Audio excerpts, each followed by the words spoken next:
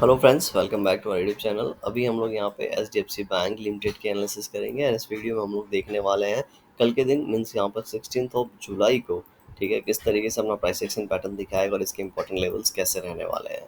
तो जिस तरीके से यहाँ पे प्राइस एक्शन पैटर्न अगर हम लोग को रिसेंटली दिख रहा है, ठीक है, ये लेवल्स तो हम लोग ये चीज़ तो पहले ही एक्सपेक्टेड था। मैंने आपको जब ये यहाँ पे फॉल हुआ था तभी बता दिया था कि अभी एक दो वीक इसके बारे में ज़्यादा हम लोग को सोचना नहीं चाहिए, ठीक है। और अगर ये अपना ये लो ब्रेक करता है तो ये 1600 के आसपास जाके यहाँ पे ऊपर की ओर जाएगा, लेकिन यहाँ पे ये छोटे छोटे कैंडल बनाएगा और इसके पीछे का रीजंस भी हमने लास्ट वीडियोस में डिस्कस किए थे कि बहुत ही अच्छी बाइंग एंड सेलिंग होने के बाद कोई शेयर में इसी तरीके का प्राइस एक्शन पैटर्न हम लोग एक्सपेक्ट कर सकते हैं।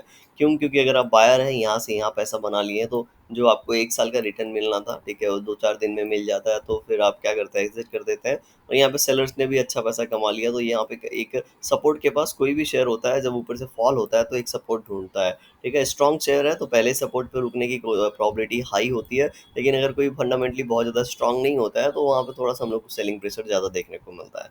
क्योंकि ये थोड़ा सा यहाँ पे फंडामेंटली हम सभी को पता है कि प्राइवेट सेक्टर का ये एक अच्छा खासा बैंक है, इसीलिए यहाँ पे इसने एक सपोर्ट ले लिया और यहाँ पे अभी नैरो रेंज में एक प्राइस एक्शन पैटर्न बन रहा है। तो हमारी प्लानिंग क्या होनी चाहिए? मैंने आपको बताया था कि जब ये सपोर्ट यहाँ पे हिट करेगा तो एक हम लोग को ऊपर की ओर मोमेंटम पहला first level will be this कि यहाँ से हम लोग को एक बाउंस बैक मिलेगा, और ये लेवल जब तक ये होल्ड कर रहा है तब तक हम लोग यहाँ पे नीचे के बारे में नहीं प्लान करेंगे। क्यों? क्योंकि इन लेवल्स के आसपास होता क्या है, छोटे छोटे वीकली टाइम फ्रेम पे छोटे छोटे एक दो कैंडल बनते हैं एंड उसके बाद जब ये ब्रेकआउट ब्रेकडाउन होते हैं तब हम लोग को एक मोमेंटम देखने को मिलता है। जनरली एक बहुत बड़ा अगर नेगेटिव कैंडल ऊपर से बन रहा है एक अच्छे स्टॉक में एंड उसके बाद एक दो छोटे कैंडल वीकली टाइम फ्रेम पे बनते हैं तो उनका ऊपर की ओर ब्रेकआउट होता है, ठीक है।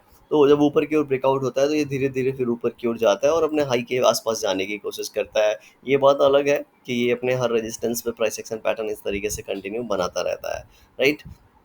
3 दिन से हम लोगों को क्या नज़र आ रहा है कि सेम लेवल के आसपास आके ये अपनी ओपनिंग क्लोजिंग का क्या बन रहा है प्राइस एक्शन पैटर्न। ये हो गया फर्स्ट पॉइंट। सेकेंड पॉइंट, अगर कल के दिन भी ऐसा प्राइस एक्शन पैटर्न बनता है तो जब भी नेक्स्ट डे मार्केट ओपन होगा तो एक ऊपर या नीचे हम लोग को मोमेंटम एक्सपेक्ट कर सकते हैं। अब ये मोमेंटम ज़रूरी नहीं है कि बहुत बड़ा कैंडल बना दे, ठीक है, ज़रूरी नहीं है कि वन वे डायरेक्शनल मूव करे, लेकिन ऐसा यहाँ से बनेगा कि हम लोग को वन वे मोमेंटम तो ज़रूर मिलेगा। फिर हो सकता है वो यहाँ पे नीचे की ओर क्लोजिंग दे दे, ठीक है, या नीचे जाता है तो ऊपर की ओर क्लोजिंग दे दे, ये सब हो सकता है, लेकिन एक मोमेंटम हम लोग को आने वाले 1 से 2 दिन में देखने को मिल सकता है, राइट। बहुत बड़ा मोमेंटम एक्सपेक्ट नहीं करेंगे, लेकिन ये जो 3 कैंडल बने हैं इनके रेफरेंस में जो कैंडल बड़ा होगा, ठीक है, वो उसकी हम लोग यहाँ पे बात कर रहे हैं। अगर वीकली टाइम फ्रेम पे इसको देखेंगे तो कितना वीक हुआ है, तो अभी यार यहाँ पे एक ये वीक था जहाँ पे बहुत बड़ा फॉल हुआ, तो एक वीक यहाँ पे इसने ये साइडवेज बनाया है, ठीक है। तो इस वीक में भी हम लोग इसके अंदर एक कैंडल एक्सपेक्ट कर रहे हैं, तो देखते हैं। लेकिन अगर इस वीक में एक यहाँ पे इस तरीके का कैंडल बनता है तो नेक्स्ट कैंडल में एक इवेंट भी है, ठीक है, अगर वो ट्रिगर करेगा इसको ऊपर या नीचे की ओर। कभी भी कोई शेयर बहुत ही साइडवेज जाता है, ठीक है, तो इसको जब ट्रिगर कर कैसे होता है, कोई भी न्यूज़ आ गई, कुछ और आ गया तो वो वहाँ पे ट्रिगर हो जाता है, ठीक है। और अगर पॉजिटिव न्यूज़ होता है तो बहुत ही अच्छे तरीके से ऊपर की ओर जाता है एंड फिर ये थोड़ा सा प्राइस एक्शन पैटर्न बना के अपनी जर्नी कंटिन्यू करने लगता है। तो यहाँ पे एक नैरो रेंज बन रहा है, ठीक है। अभी इस नैरो रेंज अभी ये वाइड है, 1600 ले लेके ऊपर की ओर देखेंगे तो 1650 रुपीज़ का ये रेंज है। तो अगर 1600 के आसपास का है तो ऑलमोस्ट 8% के आसपास का रेंज है, 7 to 8% का रेंज है। तो अगर ये जब तक इस रेंज में अगर इस वीक क्लोजिंग देता है तो नेक्स्ट वीक में हम लोग थोड़ा सा प्लान करेंगे। अदरवाइज इस वीक में अगेन मैं बहुत बड़ी यहाँ पे प्लानिंग नहीं कर रहा हूँ एच डी एफ सी को लेके। और अगर मैं 15 मिनट टाइम फ्रेम पे जाके इसके प्राइस एक्शन पैटर्न को यहाँ पे देखूंगा तो मुझे और अच्छे से पता चलेगा, राइट। यहाँ पे हम लोग क्या कर सकते हैं, यहाँ पे एक ट्रेंड लाइन ड्रॉ कर सकते हैं इन पॉइंट को मिला के, और नीचे की ओर से भी एक ट्रेंड लाइन ड्रॉ कर सकते हैं। चूँकि ये ट्रेंड लाइन बहुत ज़्यादा हमारे लिए मायने नहीं रखता क्योंकि 15 मिनट टाइम फ्रेम पे है, ठीक है। यहाँ पे 2-4 बार इसने हिट ज़रूर किया, लेकिन जब वो बड़े टाइम फ्रेम पे एक ट्रेंड लाइन बनता है, उसको छोटे टाइम फ्रेम पे लेके आता है और ब्रेकआउट देता है तो हम लोग को उसको बहुत ज़्यादा कॉन्फिडेंट होते हैं एंड उसको ज़्यादा हम लोग बिलीव कर सकते हैं। प्रॉबिलिटी अच्छा होता है कि जिस और भी मोमेंटम करेगा वो ये उस और ज़्यादा मोमेंटम दिखाएगा, लेकिन ये छोटे टाइम फ्रेम पे होता है तो बहुत ज़्यादा हम इस पर बिलीव नहीं कर पाते हैं। तो इसीलिए मैंने आपको बताया कि अगर यहाँ पे आज का प्राइस एक्शन पैटर्न देखेंगे तो बहुत ही ज़्यादा नैरो था।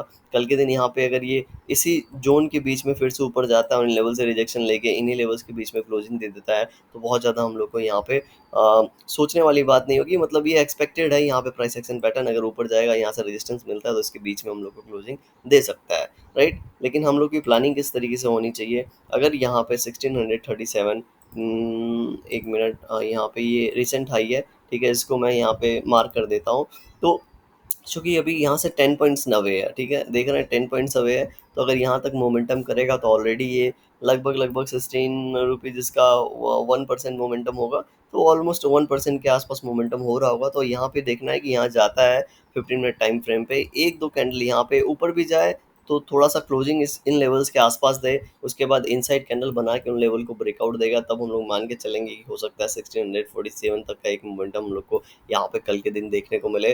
और नीचे की ओर अगर ये अपना ये रिसेंट, ये तो पूरा का पूरा दिख रहा है, ये 1610 से लेके 1600 का जोन, ऐसा जोन है, अगर इस जोन में आएगा तो फिर से थोड़ा सा बायर्स एक्टिवेट होंगे और इसके ऊपर लेके जाने की कोशिश करेंगे, इसके नीचे जाने नहीं देंगे अभी, ठीक है, क्योंकि ऑलरेडी बहुत ज़्यादा फॉल हो चुका है। तो इन लेवल्स के आसपास एक रैली हुई है, फिर से आएगा तो यहाँ से एक रैली, मतलब ऊपर की ओर एक मोमेंटम होने के चांसेस हैं। तो जब 1600 का ब्रेकडाउन होगा उसके बाद ही हम लोग नीचे के बारे में सोचेंगे, अदरवाइज हम लोग इसको इस जोन में ही कहीं ना कहीं ट्रेड करता हुआ देख सकते हैं। देखिए, फाइनल डिसीजन हमेशा आपका होना चाहिए, आप क्या करेंगे, किस शेयर में किस तरीके से अपने रिस्क को मैनेज करेंगे, क्योंकि जो भी आपके पास पैसे हैं, अगर आप उसको बचा के चलते हैं तो आगे जाके ट्रेड कर पाएंगे, लेकिन अगर उसको लूज़ कर देते हैं तो कहीं ना कहीं आप इससे बाहर हो जाएंगे और बहुत ज़्यादा फिर अननेसेसरली ट्रेड करने लगेंगे कहीं से पैसा अरेंज करके।